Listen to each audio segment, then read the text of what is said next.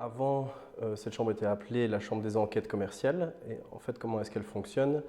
Les juges dans cette chambre ont accès à toute une série de données qui leur permettent de déterminer si une entreprise rencontre des difficultés financières. Quels éléments permettent de déterminer ça? On a notamment le fait qu'une entreprise ne paye pas ses cotisations NSS, ne paye pas la TVA, ou un autre indicateur, c'est le nombre de jugements par défaut qui sont rendus à l'encontre de cette entreprise. Est-ce que l'entreprise va d'elle-même devant cette chambre?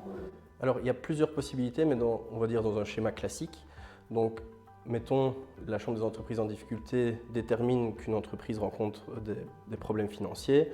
Elle va d'abord enquêter, voir un peu de son côté ce qu'il en est, et puis elle peut convoquer l'entreprise devant elle. Et là, le but va vraiment être d'établir un dialogue pour essayer de déterminer l'origine des problèmes économiques et aussi d'essayer de trouver des solutions. Ce qu'elle peut faire aussi, la Chambre des entreprises en difficulté, c'est de nommer un praticien qui va venir aider l'entreprise en difficulté à potentiellement remettre de l'ordre dans ses affaires, négocier avec ses créanciers, etc., etc.